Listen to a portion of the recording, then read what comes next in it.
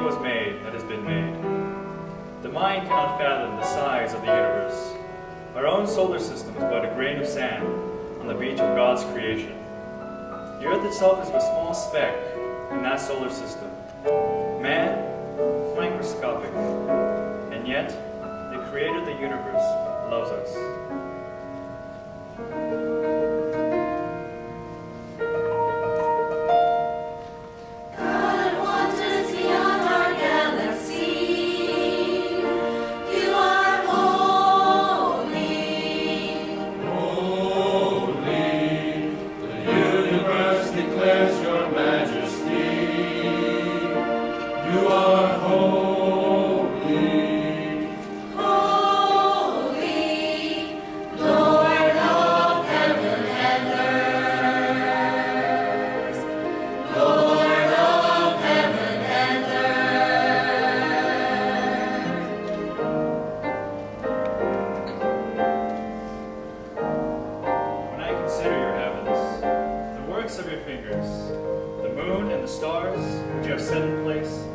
What is man that you are mindful of him, the Son of Man that you care for him? 2,000 years ago, our Creator stepped into time, experienced humanity with all of its pain and fear. The Word became flesh and made his dwelling among us. He came to save men.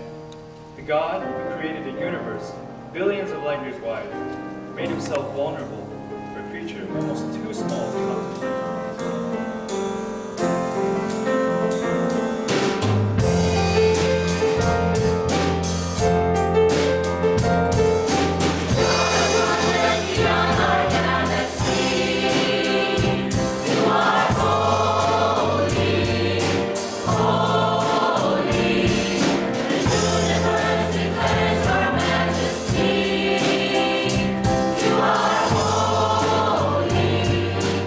Oh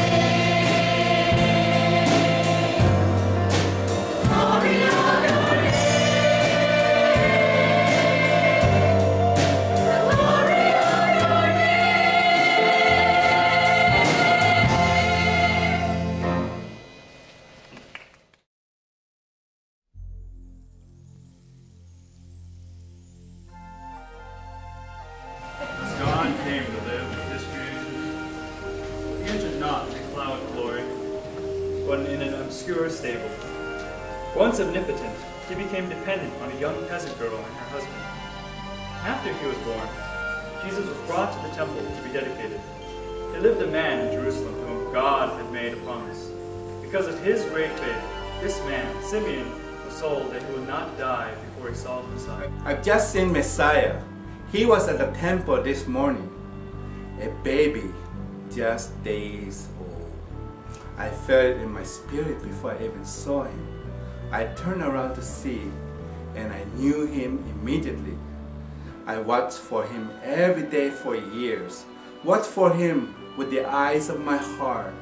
I saw the strength of his character, the love of his heart, and the innocence of his soul. God promised me that I would see the Messiah before I died, and I realized he was keeping his promise at that moment. In my mind's eyes, I always believed the Messiah would be strong, purposeful, and move with confidence and power. Instead, his mother was holding him. He was holding a cart horse. I wonder if he realized who he was, a man of sorrows. Simeon knew the Messiah immediately. It was now for the rest of them to learn. After Jesus' ministry began, he didn't wait for people to find him and ask to be his disciples. He found them. I had heard of this man from Galilee. There were rumors of him throughout Judea.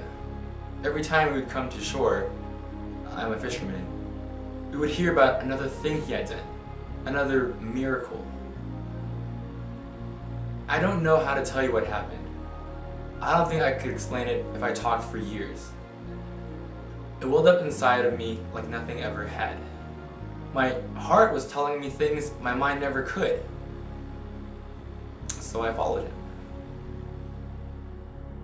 Trust me, I know what I was like before he found me. I'm a miracle of Jesus. For years, I was haunted by demons until he came along. He spoke and the demons obeyed. I've never seen such strength or felt such peace. As Christ's ministry grew, he and his disciples traveled throughout Judea, at hot, dusty, and dry land. And Jesus gave the people what they thirsted for, hope. But some followed this new Messiah only to learn that Jesus wasn't interested in their agenda. When we went back to Jerusalem, I felt we were right on the edge of what God wanted us to do. Jesus entered Jerusalem. He was greeted by hundreds of people waving palm branches. I was more excited and hopeful than I'd ever been. I screamed over to Judas, the other Judas. He's the son of James, I'm Iscariot. I asked, "Can you believe this?" He was amazed. And when Jesus neared the place where the road goes down the Mount of Olives, the whole crowd began praising God, louder than I would have ever believed. And the Pharisees in the crowd told Jesus to shut us up. You know what he said? He said, "I tell you, if they keep quiet, the stones will cry out."